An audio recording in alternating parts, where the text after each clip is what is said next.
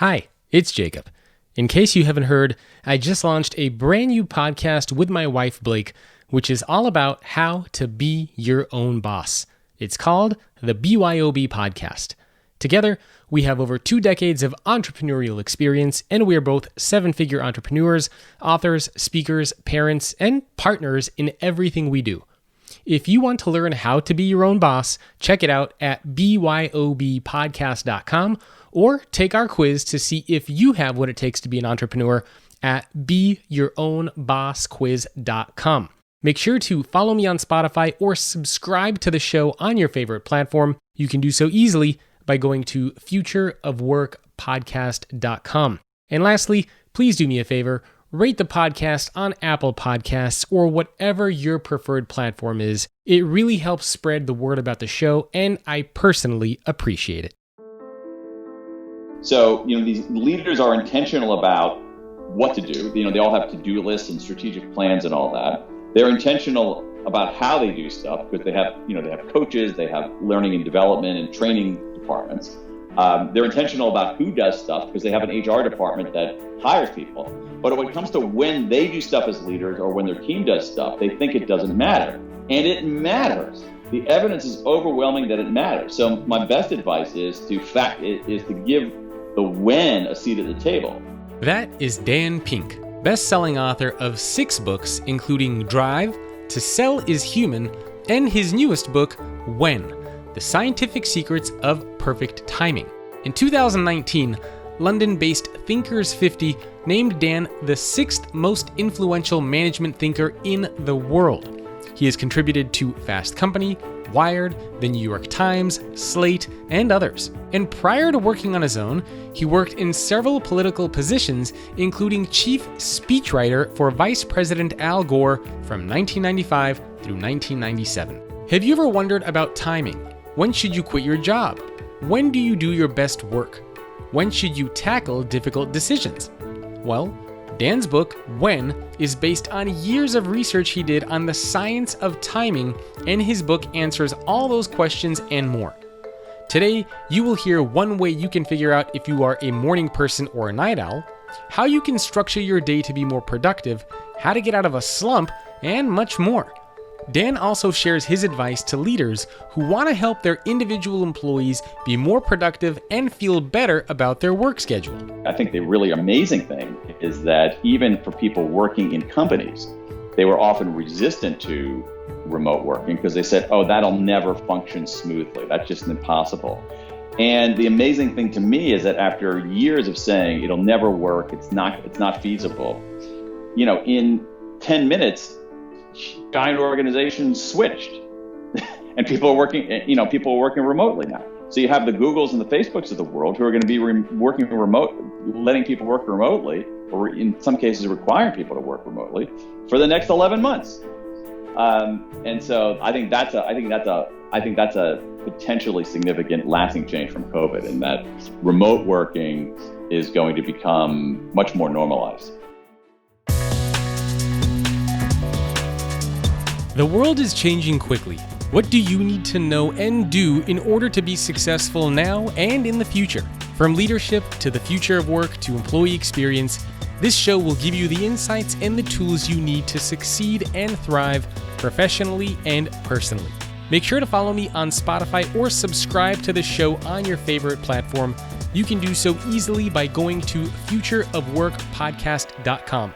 Also, please rate the podcast on Apple Podcasts or whatever your preferred platform is. It really helps spread the word about the show, and I personally appreciate it. Hello everyone, welcome to another episode. My guest today is Daniel Pink, someone who I'm sure many of you are familiar with. He's written many best-selling books, including Drive, A Whole New Mind, and his most recent book called When: The Scientific Secrets of Perfect Timing. Oh man, Dan, it's one of those days, but I'm glad I finally got it out there. Thank you for joining me. I'm glad. It's whatever works. Yeah. Well, thank you so much for taking time out of your day to speak with me. My pleasure, Jacob. Thanks for having me. So I usually like to get started with just some background information about the guest. So how did you get involved with what you're doing now? I mean, take us way back. Do you even remember the very first job that you had?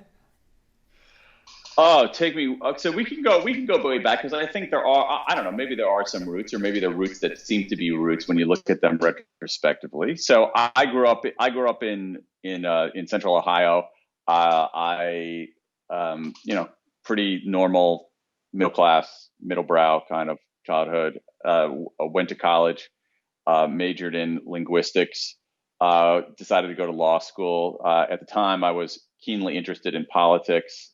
Um, and but to make a very long story short, I got sort of tired of working in politics and realized that deep down I was a writer, and that I had always been a writer, and that's what I should be doing. And it also, going back to the idea of childhood, I'd always been really interested in work, what people did for their jobs. And so that's how I kind of, in a really sort of half-assed, meandering way, ended up doing what I'm doing now.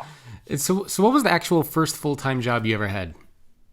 The first full-time job. I mean, I worked at some jobs when I was in high school. I remember I worked, believe it or not, I worked as a like in a basement doing polls, like for like telephone polls, like calling people and asking questions. I had that job for some of the time that I was in high school. So I think that's the first thing that I remember. Actually, the very first thing that I remember in that was I was a substitute newspaper delivery person for the Columbus Dispatch. How'd you get to be the substitute? Well, because for whatever reason, they would never give me like a newspaper route. Like I wanted very badly to have a newspaper route. This is back in the, like, I'm showing my age here, because this is back in the day that not only did people have newspapers delivered to their homes, but they were often, nowadays, I still get print newspapers delivered to my house here in Washington, D.C. They are thrown from a car by an adult. In the old days, it was like teenagers or even younger than that who would just ride around on their bikes. And I always wanted to do that. For whatever reason, they never gave me, the dispatch never gave me a route, but allowed me to fill in for people who were sick or away or something like that. Jeez. Yeah, come a long way since then for sure. Well, when you look at just the world of work in general, from kind of the first job that you had to where we are now, what are some of the big changes that you think we've seen in the world of work? Oh my God! I mean, they've been massive. It's that's essentially a bottomless. That's essentially a bottomless subject. Yeah. You have at a very broad level, you have a shift. I grew up in Ohio, as I mentioned. So at the time that I was growing up, that was at the moment that routine mass production jobs were disappearing. But until that time, you had an enormous number of jobs in this country that were people who were doing physical tasks, repeatable physical tasks over and over again for decent wages. And when I was growing up, those days were ending. They have fully ended now. That there's almost no jobs like that in the U.S. economy. And you have but if you want me to enumerate, there are all kinds of things. So one of them, obviously, is a shift from routine mass production jobs to other kinds of jobs, but with nominally service jobs. But even the category service jobs, to me, doesn't make a lot of sense, because the person working at a fast food counter and the person doing management consulting for McKinsey are both in service work. So those are two very different kinds of jobs. So within those jobs, you have a divide in service jobs, and then even now during COVID, you have the where people are working has changed. So it's really, it's pretty massive. If I were to as a kid come to my office now, my computer would be unrecognizable. Like, I wouldn't know what a computer was. Yep. It would seem like an elaborate typewriter. The idea that if I want to know even the smallest fact, I can just type a few things on my computer and find it instantly. The idea that I can video chat with just about anybody who also has a computer is mind-boggling. When I was a kid, you and I, as your listeners might not know, are talking via Skype. You and I are talking for free. If I'm old enough to remember long distance calls, so it's such a vast topic. The way that work and how we work, what we do, where we do it, who we do it with has changed. It's massive. Yeah, it's been an amazing shift. And Drive came out, I think it's almost a decade now, right? I think next year it'll be a decade. 2001 is when it came out? Drive came out, I think, 2010. Or 2010, sorry, not yeah. So almost a decade. Yeah. And so have you noticed, so since that book came out almost a decade ago, have there been a lot of changes since Drive, or do you think a lot of the concepts from that book are still very much relevant and applicable today? Or if you had to add anything to it, is there something that you would add to it? Well, I do think the concepts are relevant. That book looks at 50 years of social science and comes to the conclusion that the way we motivate people within organizations is often wrong. And this goes to some changes in the way that work has changed. So the big idea from all of that research is that there's a certain kind of motivator that we use in organizations. Psychologists call it a controlling contingent motivator. I like to call it an if-then reward. As in, if you do this, then you get that. 50 years of social science tells us that if-then rewards are extremely effective for simple tasks with short time horizons. They work really well. And the head fake in all of this, in some ways, is this, is us thinking too much about, as I was saying before, the distinction not only within service jobs, but also between blue collar and white collar jobs. It doesn't really matter in this case whether the task is turning the same screw the same way on an assembly line, a blue collar job, or processing paper in a certain way, working for an insurance company, a white collar job. If the task is simple and the time horizon is short, if-then rewards, if you do this, then you get that, are really effective. However, if-then rewards, the same body of research tells us, are far less effective for more complex creative work with longer time horizons. And one of the big changes, getting back to one of your earlier questions, is that what has happened is this. In my view, we've gone, a lot of the work happening today is not routine. So essentially, I'll give you a more elaborate answer to your future of work question by going back in time a little bit. So, at the beginning of the 20th century, you had an enormous number of people in this economy, in the American economy. Their jobs were in agriculture. They were farmers and farm-related things. Then what happened? Technology improved, and so we got better at farming. We could grow more crops with fewer people. We could raise more animals with fewer people. That's because of technological advances. Ever so slowly, we were able to import food from other places, so we didn't have to grow all of our stuff. Trade helped us out there. And also, as societies got richer, they wanted things other than food. They wanted mass-produced goods. And so eventually, these things gather enough steam, and it moves us to a new era where the central economic actor isn't a farmer, but is, as I was saying before, a manufacturing worker whose job it was to do essentially repetitive tasks with material goods. And that prevailed for a long time, and that gave people a foothold in the middle class. But then what happened? Then you had the same kind of thing. We got very good at making stuff, very good at making mass-produced goods. So we could do it. We could make just as many with fewer people.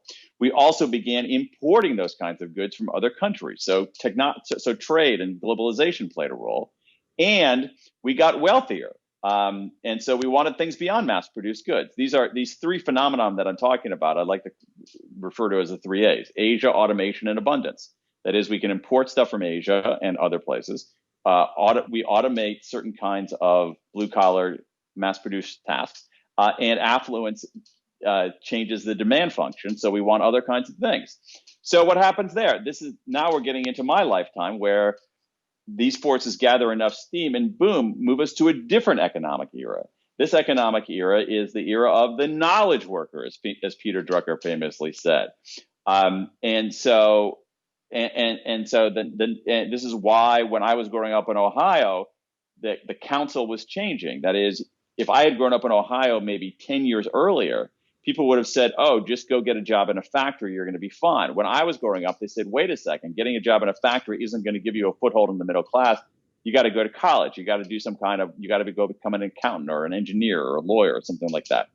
And so what I think is happening now, and this is a very, very long-winded answer to your very simple question, is that the same kinds of factors that pushed us from the agriculture age to the mass production age, which then pushed us from the mass production age to the information age, are pushing us again into a different economic era, because what's happening now is that it's easy to automate certain kinds of knowledge work. So if you think about tax preparation, we don't need as many accountants, or accountants do different things, at least when there's TurboTax. We're able to import white collar work essentially through outsourcing, and affluence increases. So we demand different things. And so right now, I think the future of work is people doing things that are hard to outsource, hard to reduce to a spec sheet and send overseas, hard to automate, reduce to lines of code, or become done entirely by artificial intelligence or machine learning, and that meet the demands of a more affluent society. And so the way this connects to motivation, if you can believe it, that it does, is that you have more and more people who are doing things that are more creative and conceptual. And what we know from a rich body of social science is that for that kind of work, if then rewards, the classic kind of reward that we use in organizations, aren't very effective. And that if you really want to prepare people for the future of work and create the conditions in which people can be motivated in the future of work, you need to approach that task differently. Are you worried at all about automation? Because there's been a lot of debate on whether or not this is going to be a huge negative, putting a lot of people out of work, or creating a lot of new jobs. And I'm sure you've thought about this. So where do you stand on that? Well, I mean, I stand as a skeptic of people, of most situations where people say this time is different, and I'll tell you why. When we made those transitions that I described in tortured detail a moment ago, from agriculture, say, to mass production, from farmers to knowledge workers, you heard the same thing. It's like, well, wait a second. We're going to have widespread unemployment. We are going to we're going to have widespread unemployment. All of these machines that make growing corn more efficient are going to put farmers out of work. And that ended up not being true. I'll give you a better example of it. We were concerned about that when we moved from the mass production age to the information age, where in my lifetime there were a famous example of it is in late 1960s, 67 or something like that. Then President Lyndon Johnson put together a blue ribbon panel of labor market experts to talk about what was going to happen in the far off year 2000, because of the rise of these giant machines called computers.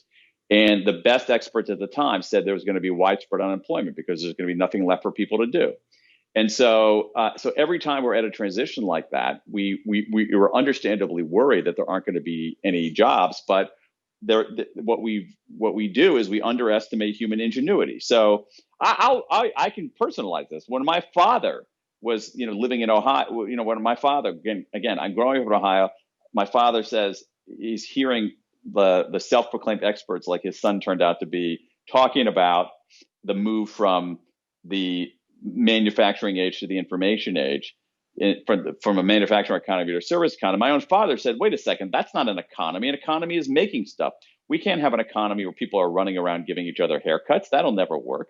And what he and others didn't realize was all the incredible, he would have no idea. Oh, people have jobs as search engine optimizers. People have jobs as data scientists. People have jobs as social media specialists. The explosion of jobs in healthcare. People have jobs as learning designers for online learning. And so, history has shown that it's a fallacy known in economics as the lump of labor fallacy, that there are only a finite number of jobs to be had. And when you automate some of them, we ended up with massive job loss. That has never been the case in the past. I think it's unlikely to be the case in the future. I think the ATM example was another one that's oftentimes referenced as well, where everybody thought we're going to have fewer bank tellers, but instead we ended up having more bank tellers as a result of ATMs. We ended up having more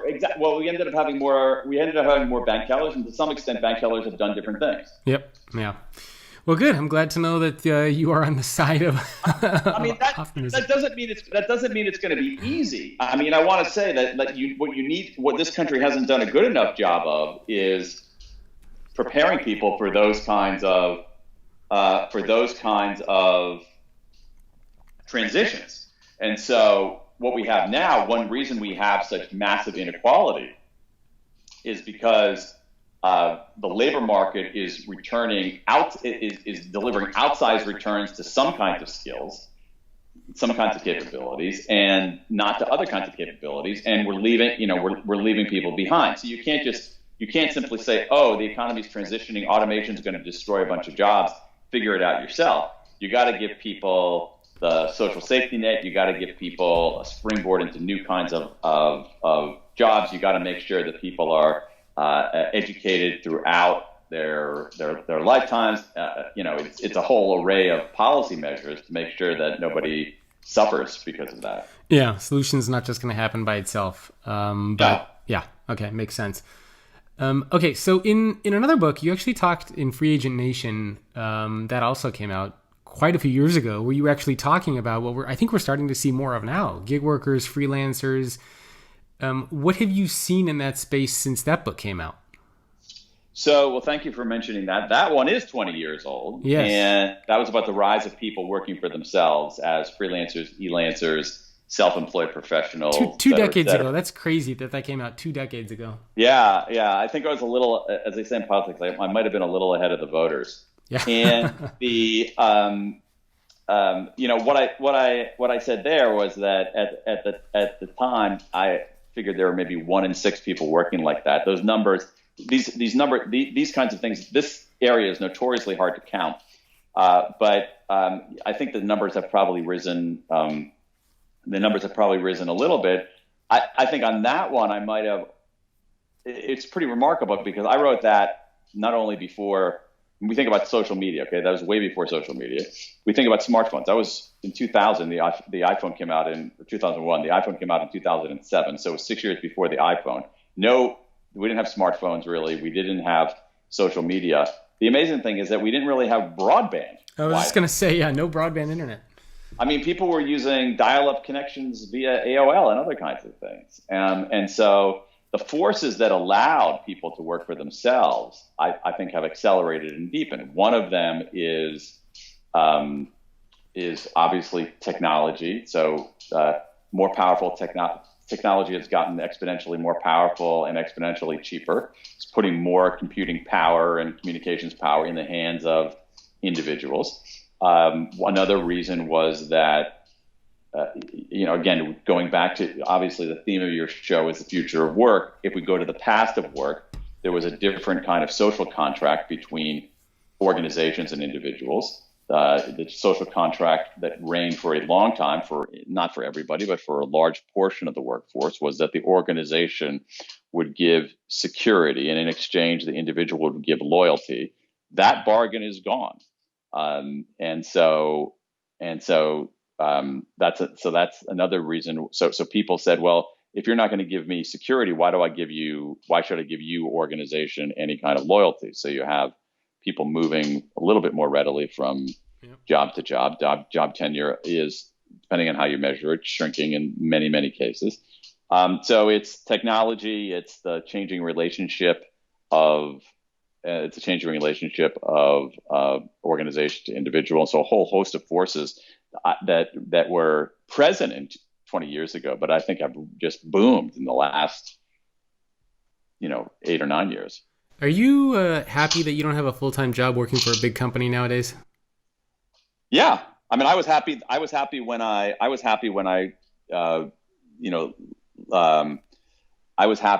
left working for working a regular job to go out on my own. I think it's become, but again, I think it's become easier in some sense because the technology is better. I think it's become easier in some sense because more people are doing it, so you're less of an outlier. But what really matters is not so much the form of the employment, whether you're working for yourself or you're working for a company. What really matters is, do you have skills that are in demand? And so if you so at some level, the people with skills in demand are going to be are fine whether they get a W-2 or whether they get a 1099.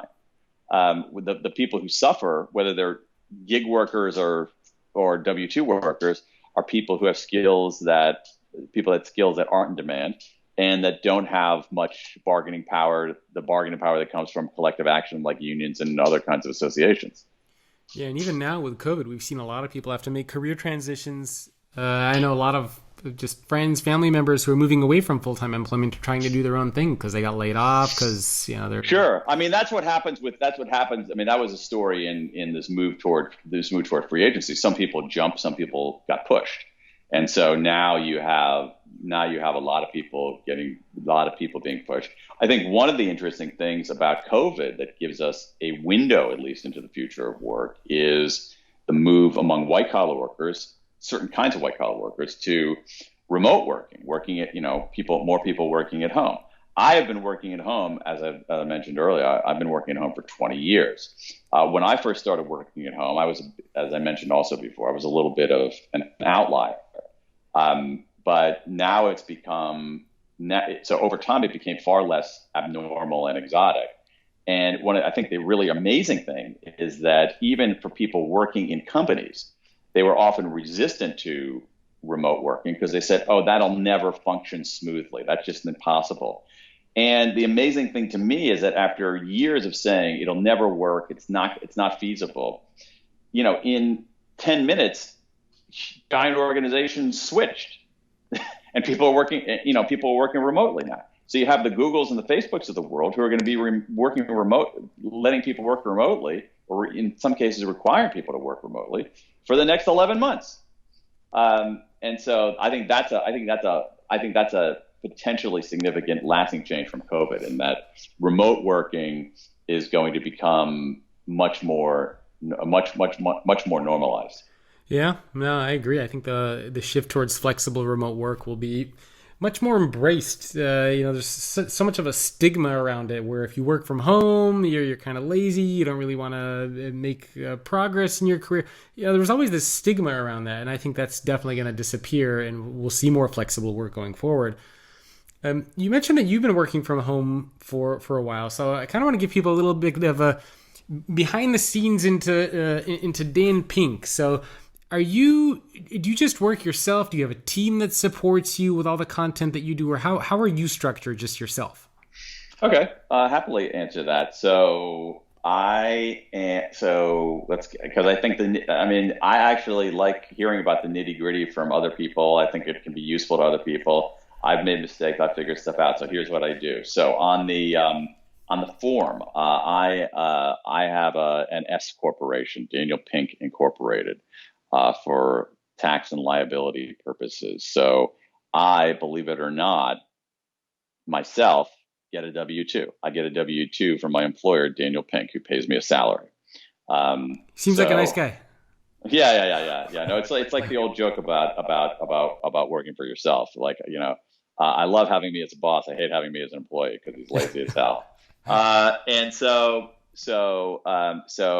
that's the form. There is one other employee of Daniel Pink Inc. That is my wife, who has been working for the firm for a long time now. She does just a whole array of things. She's a lawyer, so she does all the legal stuff, taking care of a lot of the contracts. She also does all the financial accounting, bookkeeping, all that sort of stuff. And she's involved in the editing and creation of some of the media projects and so forth. So she plays a big role in that. And then that's it. Beyond that, though, I have a lot of really talented contractors who I work with for certain kinds of projects. So whether it's my newsletter, whether it's these Pinkcast videos that I do, Obviously, the books, I work with a publisher, TV projects, I work with production companies and TV networks, et cetera, et cetera, et cetera, et cetera. So, but the core is a two-person operation. Very cool. Yeah, no, I mean, And I work for the first stretch of, really, I think it's like 10 and 10 pretty much, if I think about this. Yeah, I mean, for the first decade or so, I worked on the third floor of my house. So my wife and I have 3 kids. So I worked on the third floor of our house. And then we moved, and we moved to a different house, and we took a 1-car garage and converted that to the office. So I'm talking to you from the 1-car garage behind my house in Washington, D.C. that is Pink Ink World Headquarters. I love it. So the whole empire is being built from a garage, which is, I mean, that's the entrepreneurial way, right? I mean, that you're yeah. No, I thought there was something kind of, I mean, the garage is refurbished, like you would only realize it's a garage when it looks like a little, it looks like a tiny cottage, but once you because we refurbished it, but once you look at the bones of it, you realize that, hey, it actually was once a garage. Yeah. And so it's a tiny little space, but it's cool. It's mine. It works. So I want to jump to your new book, and this time I'll get the title right without stumbling over my words. The new book, When: The Scientific Secrets of Perfect Timing. This is the most recent book that you put out. Can you talk a little bit about first the research that went into the book? Because as I was going through it, I was just sitting there thinking, like, how does he do it? Like, how do you find, like, where do you even begin to locate this research that you find, and to even have the time to go through the amount of research that you go through? I mean, it's kind of mind-boggling. I got to be honest. Well, thank you for that. I appreciate that, because I work my butt off on that. So it's nice to hear. I mean, I do appreciate hearing that someone at least recognizes that there was effort going into that. So, well, let me take a step back and then answer the question directly. So that book, as you mentioned, is about timing. And I got to it, again, reckoning with my own work, where I would come to this little office behind my house, and I would do work, and I would make all kinds of decisions about when to do things. So when in the day should I do my writing? When should I do my interviews? When should I take a break? When should I answer my email? When should I start a project? When should I abandon a project that's not working? And I was making those decisions in a very sloppy way, which frustrated me. I wanted some guidance. I looked around for guidance, and I was surprised that the guidance didn't exist. And that got me curious, because, as you mentioned, a few books that I've written have taken looks at large bodies of social science research. And I said, I wonder if there's any research on this question of timing. And I started looking around, and it turned out there was. And then as I started digging, I realized there was a huge amount of research, and it was all over the place.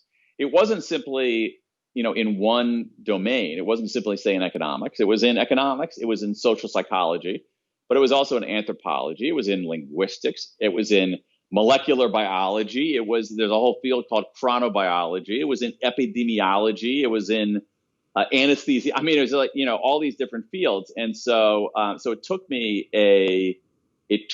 2 years to go through the research. And I also, again, getting back to the idea of other talent helping, I brought in basically 1.5 research assistants to help me find stuff, especially, and sort through stuff. So it was a massive undertaking. But that's what I did, and it's also painstaking. I'd sit here in this office and would read through papers and make notes, and then read through more papers and make notes, and it's a laborious, unglamorous process. I don't think people realize sometimes exactly what it takes to put out a book like the one that you put out. It's kind of you to say that, and also, like, at some level they shouldn't care. What they should care is, like, is it something that they can? Is it material that they can? Is it material that is relevant, that they can trust, that is interesting, that helps them see the world in new ways, that helps them do things differently in their lives? And if I have to say, if I'm going to demand, let's take that book. How long did it take you to read that book, do you think? Cumulative. Just total hours? Yeah. Oh man, I don't know. I'd say between 4 and 6, maybe. Oh, okay. So you're a pretty fast reader. I would think it would take, it would have taken me longer to read that book. So, whatever. But let's put it the upper end of that. Let's say 6 hours. Okay. So I'm asking for 6 hours of your time. I'm saying, Jacob, here's the thing. You should spend 6 hours with me. And that's 6 hours that you're not going to spend doing your other work, spending time with your family, exercising, eating, drinking, whatever. I'm just saying, like, it's so urgent that you hear what I have to say, that the 6 hours you spend with me is going to be more valuable than any 6 hours you can spend. I better put in the effort if I'm making that kind of demand on you. So very true. So I mean, so that's how I look at it. I mean, at some level, readers should know that writers have put in the effort, but because that's a sign of respect. Yeah. What bugs is when it's very clear in a book or any other kind of piece, any other kind of product, where writers have not put in the effort, where they phoned it in. And what irks me about that is not only do I feel ripped off as a reader, but as a writer, I'm irritated because that person has polluted the whole pond. That person makes readers skeptical of other writers. So that person who writes a crappy book, who doesn't care about the details, who doesn't do the work, that person ends up actually tarnishing the many people who do the work. Sorry for that rant, but no. I totally agree. Well, let's jump into that book because there was actually, oh man, so much stuff in there. So if there's something that you want to pull out, feel free to interrupt me. But I have a couple things that I want to talk about. First, which is obviously the most glaring one, is you talked about productivity and when people can be the most productive and the types of tasks that they're doing, which I think is very, very relevant for this audience. So can you talk a little bit about what you learned from that? Sure. So there's a lot of research, again, spread over various fields about how our performance changes in the course of a day. And the day turns out to be a pretty important understatement, a hugely important unit of time for a whole host of reasons. So if you think about as a unit of time, you think about something like a second. A second isn't necessarily natural. Human beings have decided how long a second is. Human beings decided that a week would be 7 days long. We could have declared, hey, let's make a week 9 days. But we can't take a day and say, oh, I'd like a day to be shorter, because we're on a planet. Well, we're not in control of how long a day is or what a day is. And so the day turns out to be pretty fundamental. And if there's one thing that we should understand about the day, it's this, that our brain power, our cognitive abilities, do not remain constant over the course of a day. That's really important. And I think a lot of us have had an intuitive sense of that. But the evidence on that is very persuasive. I mean, I think it's indisputable that our cognitive abilities change over the course of a day. They don't remain constant. That sometimes they can fluctuate in big ways, so that the difference between the daily high point and the daily low point can be massive.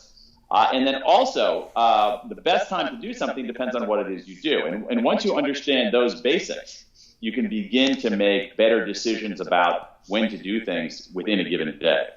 So let's jump into a little bit about the different types of activities you should be doing depending on the day. And by the way, what if some people are listening to this and they're thinking like, you just need a cup of coffee, or, you just need to eat something and you'll be fine. You can do whatever at any kind of day. It's clear that the research shows that there are very specific times when you should be doing things. Again, if anybody looks at that book, we'll see big changes in performance based on time of day. I mean, so many examples of it. So you see it with kids. So one of the most interesting studies, at least to me, is a study out of Denmark, where students in Denmark take standardized tests as they do here in the United States. In Denmark, those students take tests on a computer rather than on bubble forms as we did in Columbus, Ohio in 1979. They take tests on computers, but the typical Danish school has more students than computers. So everybody can't take the test at the same time. So the students in Denmark were randomly assigned to take the test at different times of day. Some kids took the test early, some kids took the test late. The kids who took the test in the afternoon scored as if they missed 2 weeks of school. That there were systematically lower scores from kids who took tests in the afternoon, period, full stop. And again, that's not a one-off. I mean, over and over again, you see differences. There's some interesting studies showing that corporate executives perform differently when they have earnings calls in the morning versus when they have earnings calls in the afternoon. There is a massive amount of evidence that healthcare delivery is different based on different times of day. So if you look at things like anesthesia errors are 4 times more likely at 3 p.m. than they are at 9 a.m. If you look at hand washing in hospitals deteriorate significantly in the afternoon. I mean, over and over again, just about every dimension of performance, you see systematic differences in performance based on time of day. So while you might not always be able to control your schedule, most of us don't have full control over our schedule.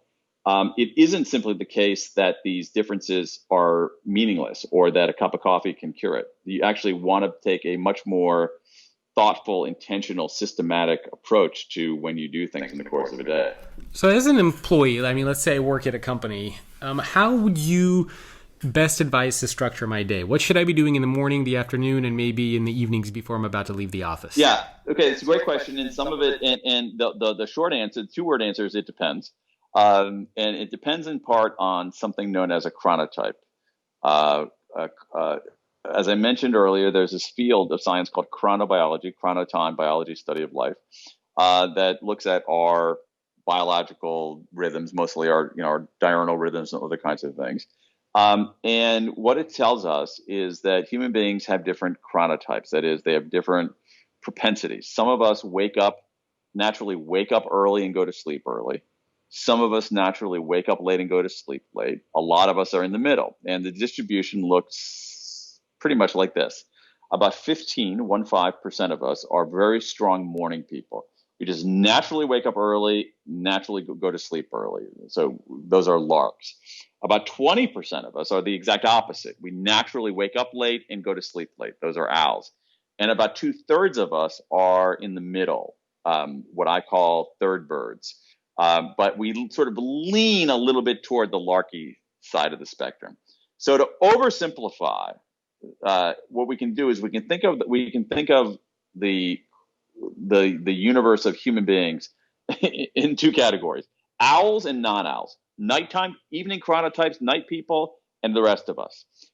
So it's about an 80-20 split. So and for 80% by the way, when you say night person, some people might be thinking, is a night person somebody who like goes to bed at 3 a.m, 4 a.m? Like, is that what you're talking about when you say a night owl? It depends. It's someone who has, well, I mean, there are ways of calculating. So they're different. So there's some psychological instruments out there, chronobiological instruments out there. Instrument meaning like a survey and a way to measure where you can test this. So there's something called the morning eveningness questionnaire. There's something called the Munich chronotype questionnaire. It's someone in general who's it's someone who is the way that they make it depends. That's we can because I don't want to be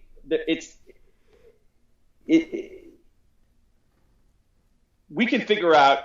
There's a back of the envelope way to figure out a chronotype. Okay.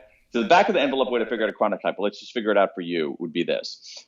So tell me when we have to think of what's chronobiologists call a free day, which is a day where you can wake up whenever you want, go to sleep whenever you want. You're not catching up on sleep. You're not exhausted and trying to overcome a sleep deficit. You just wake up when you want, go to sleep when you want. On that kind of a day, a free day, when would you typically go to sleep? Probably somewhere near midnight. Okay, so we can say midnight. And when would you typically wake up? Assuming I don't have kids waking me up, probably 8-ish, 7-ish, 7, 8. 8. Okay, so this is so what we're doing here is we're figuring out the midpoint of sleep. The midpoint of sleep. And so your midpoint of sleep is 4 a.m. And here's what we know. Very common chronotype. It's my chronotype as well. If your midpoint of sleep is before 3:30, you're probably a lark. If your midpoint of sleep is after 5:30, you're probably an owl. And if your midpoint of sleep is between 5:30 and 3:30, you're probably in between. And so you would be in between with 4 a.m. That's exactly where I am. It's a very common chronotype. You're larky, but not a full-fledged lark. So to be an owl, you would have to, in this back of the envelope way, your midpoint of sleep would be, say, let's say you would go to sleep at 2 a.m. and you would wake up at 10. So your midpoint of sleep would be 6 a.m. Got it. Okay, that makes sense. So yeah, so that to me that's unimaginable. That to go to sleep at 2 a.m. Or to wake up at 10. So, but anyway, so all which is to say, about 20% of the population is that way. And going back to some of the earlier things we were talking about, large organizations are not amenable to those kinds of folks. Those kinds of folks don't do well in large organizations because the boss wants you there at 8:30 in the morning, and you naturally want to be asleep at 8:30 in the morning, even though you're raring to go and doing great work at 11:30 in the evening. So all of which, circling back to your original question, here's what we know. We're going to divide the world between owls and non-owls. So late night types and the rest of us. For 80% of us, we tend to move through the day in this order: a peak, a trough, a recovery. We have a peak early in the day, a trough in the middle of the day, and a recovery later in the day. Owls are very different. Owls hit their peak much later in the day. Late afternoon, early evening, mid-evening, late evening. Here's what we know. During the peak, that's when we are most vigilant. Now, again, that's most of us, it's the morning, early in the day. During the peak, that's when we're most vigilant. What does it mean to be vigilant? Vigilance means you're able to bat away distractions. So that makes the peak the best time to do what psychologists call analytic work. Analytic work is work that requires heads down, focus, and attention. Crunching numbers, writing a report, analyzing the steps of a strategy, where you have to be locked down, focused, and non-distractible. Writing is a good example of that because the greatest enemy of writing is distraction. So you want to do writing when you're at your least distractible, which for all of us is the peak. For 80% of us, that peak is early in the day. During the trough, early to mid-afternoon, terrible time of day, all kinds of drops in performance. What we should be doing in our trough period is doing our administrative work where we can, work that doesn't require massive brain power or creativity. A quintessential example would be answering your routine email. Finally, during the recovery period, which for most of us, 80% of us, is late afternoon and early evening. Here's what happens there. Our vigilance is down later in the day, but our mood is actually up. And that is a pretty interesting combination. High mood, low vigilance, that gives us a kind of mental looseness that is good for what psychologists call insight tasks. Those are more creative problems with non-obvious solutions, problems that require divergent thinking, iterative thinking, things like brainstorming. And that's pretty much the recipe here, that what we should be doing is doing our analytic work in the peak, our administrative work in the trough, and our insight work in the recovery. For most of us, that means doing our analytic work early, our administrative work in the middle of the day, and our insight work late afternoon, early evening. If you're an owl, it means that you should be doing your analytic work at night. And again, the science doesn't tell us that like some of the life hacking sites say, everybody should get up at 4:30 in the morning or 6:30 in the morning or whatever. Oh, I hate that stuff. And work for a certain amount of time and then take a break.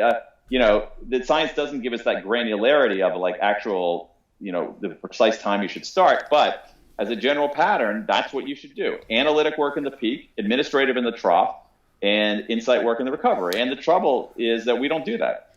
Yeah, there's some very prescriptive. You got to get up at 4:30. Got to get up at 5 without taking any into consideration, like who you. I mean, none of the stuff that you talked about goes into the consideration. That just to me is a complete. I'm sure you found that to be quite annoying while you were working on the book because you're like, wait a minute, this whole 4:30, 5 a.m. thing. It's not quite so simple. No, because here's the thing. Like, okay, so you could tell me to wake up at 4:30, and I could wake up at 4:30, but I'd feel miserable, and it would take me a long time to adjust, and I still wouldn't feel great because my body doesn't naturally want to get up at 4:30. Now, here's the thing: if I were in the military, if I were a surgeon, if I had, urgent work that I needed to do, of course I could do that. But when I have some discretion over it, for someone like me, it's not a great idea for me to get up at 4:30 in the morning. Yeah, I'm better getting up a little bit later. I'm going to get more work done if I don't get up at 4:30. Yeah. So all of which is to say that what we need to, but it's a really important point that you're raising there, because all of which is to say that one of the things that we can do to figure out the right time to do stuff is have this general set of principles of, administrative work in the trough and insight work in the recovery and analytic work in the peak, but also just observe our own behaviors, see how we're feeling, experiment a little bit, observe how we're feeling, and just try to recognize that all times of day are not created equal. Did you find anything about morning routines specifically? Did that play a role into any of the research that you looked at? Yeah, I mean, there are. I think the key with morning routines is for people to find the one that works for them. I don't think that there's a single one that is magical in any way. I mean, one of the things that I try to do, but again, I'm a lazy, flawed person just like anybody else, that helps me. So let me just personalize this. So again, as we know, I'm much more of a lark than an owl, but I'm not a super lark. I'm, in the middle, but larky. So for me, I am better off doing my analytic work in the morning. And I'm a writer, so I should be doing my writing in the morning. And so what I do now is, which I didn't always do. So what I do now on writing days is I get into my office. I don't get in absurdly early. I mean, maybe 8:30. I mean, God bless. I mean, the pandemic, I'm getting in my office at like 9:30 because I'm reading the paper and shaking my head in disbelief in the morning. And but I get into my office, and on writing days, what I'll do is I will give myself a number of words that I have to write. Not a massive number, maybe like 500, 800, something like that. And I won't do anything else until I hit my number. I won't answer email. I won't bring my phone with me into the office. I won't have a meeting. I won't do anything else until I hit my number. And for me, that kind of discipline, knowing that I am better doing that heads down work in the morning than any other time of day, is one of the most important things that I do for my own productivity. And then I take the rest of the day to do other things that aren't writing. So that's what I do. Because I do have this relatively short-lived, precious block of time that I'm at my best for that kind of work, and I don't want to squander it answering email. Somebody's going to be listening to this saying, well, Dan, that sounds great, but I can't really control my day or my schedule. My client wants to meet at this time. I can't do the stuff that you're talking about. Yeah, I think that's a great point. So there are other. So let's, if it's a client, you know what? You can do two things. Number one is you can just concede because the client is typical. You want to serve your client as best as possible. The other thing is that you make a case to your client that for the best time that it's in the client's interest for you to meet at your optimal time. If you're working if the barrier is your boss, then it's different. But I think there's something to be said for having a conversation with your boss about when you're at your best. And so I've talked to people. I remember this guy in Philadelphia who was working at an advertising agency, who said, I do my best. I'm a copywriter. I do my best writing in the morning, but my boss makes me go to a 9 o'clock meeting and a 10 o'clock meeting every day. So I have 2 hours of my best time to squander. And so he went and talked to his boss, and the boss is like, oh, okay, well, maybe we can do things a little bit differently. So, and then if you don't have control of your schedule, work the margins when you can. So let's say that you don't have any control of your schedule, but if you can get a half an hour during your peak period to do some heads down work, do that. Take that half hour and declare victory. Don't take that half hour and go on social media or answer your email. Makes sense. We only have a couple minutes left, so I want to touch on a few other interesting things that I found. One, you actually had some great tips for people who are at a midpoint slump, which I feel like a lot of people might feel like that now. So what were the 4 tips that you talked about to get out of a slump? Well, another aspect of timing is episodic timing, so that beginnings affect us one way, midpoints affect us another way, endings affect us another way. And midpoints are kind of peculiar because they have a dual effect.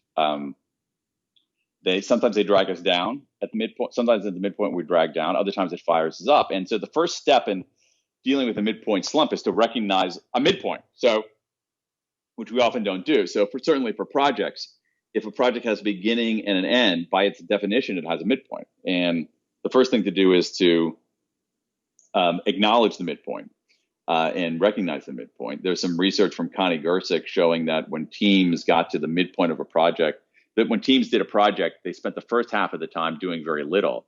And it was only when they got to the midpoint where they sort of freaked out a little bit and got to work. There's all so recognizing the midpoint and understanding the dual. So one thing, recognize a midpoint. 2, understand that midpoints have a dual effect and that you have some control over that. So use a midpoint to wake up rather than roll over. And then the third thing that you can do at a midpoint, which is effective and built on some research about the National Basketball Association, is to imagine that you're a little bit behind at the midpoint. There's some fascinating research done by Jonah Berger at Penn, Devin Pope at the University of Chicago. Oh, yeah, I had Jonah Berger as a guest. Yeah, so and he also has a relatively recent paper on people's eating behaviors in the morning and for breakfast and lunch based on diurnal rhythms. Huh. So it's kind of it's a very interesting. It's not in the book. It came out after my book, but it's a very interesting paper. So he's done a lot of really cool work. But what Pope and Berger did is they looked at National Basketball Association NBA games. Now, one of the things that's interesting about basketball games, in contrast to life, where in life the midpoint is often kind of murky or invisible. In basketball, it is explicit. It's called halftime, right? And a horn sounds. And so what they did is they looked to see whether the score at halftime predicted the final score of the game. To what extent the score at halftime predicted the final score of the game. And it turned out that teams leading at halftime were more likely to win, which is shouldn't be a shocker. The team's ahead and the game's half over. But the exception to that is that teams that were trailing by 1 point were at halftime were more likely to win than teams that were ahead by 1 point at halftime. That being behind by 1 at halftime was as advantageous as being ahead by 2. And they did some other research showing that when people feel like they're slightly behind at the middle, they really bring it in the second half.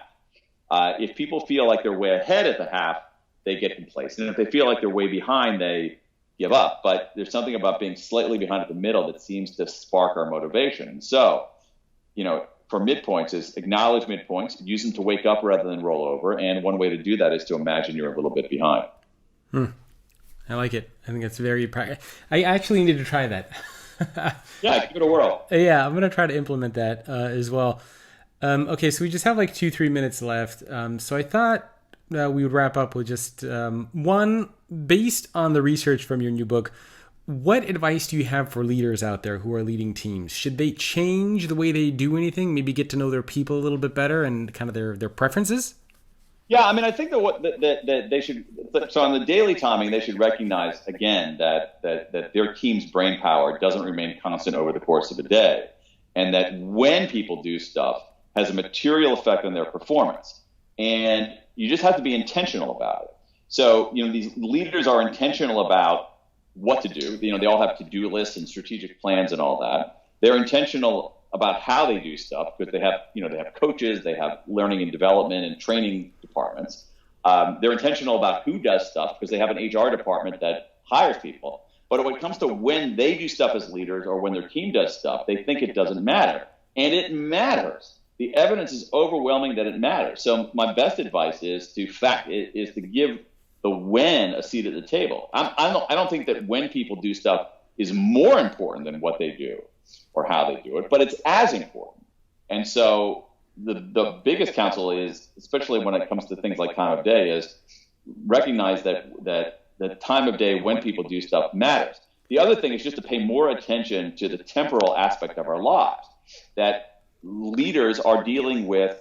They're leading episodic lives, and they're dealing with episodic situations in their firms. So that every project has a beginning, it has an end, it has a middle, and just knowing that beginnings affect us one way. So actually picking the right date to start a project gives you a better chance. We talked about midpoints, being aware of midpoints and the dual effect that it can have, and using it as a spark rather than a slump. Endings are enormously important in leadership. Endings can energize people if they see an end. Endings become an important way that people encode entire experiences. So I guess my big point on this is to be aware of the effect of time and timing, and to be intentional about doing something about it. And unfortunately, leaders and the rest of, and all of us, when we essentially make our timing decisions by not making decisions at all. We make our timing decisions by instinct, by guesswork, by default. And what we should be doing is being aware and intentional about it. I think that's awesome advice. Well, I know we're pretty much out of time. One of the things I loved about talking to you is that you don't take yourself too seriously. You make some self-deprecating jokes. So I bet, do you handle criticism well? If somebody says that they don't like your stuff or they leave you a negative review online, how do you handle that stuff? Well, I'm a human being. So if someone criticizes me, it's not like I relish it, but yeah.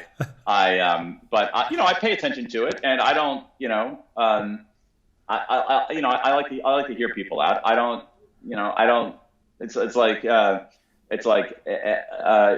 think the way you deal with criticism is that you listen to it, you take it seriously, but you don't let it destroy you. Say, Is there something to learn here? If there is, learn from it. If there's not, don't let it destroy you. It's like Eleanor Roosevelt had this famous line where she says, "No one can humiliate you without your consent."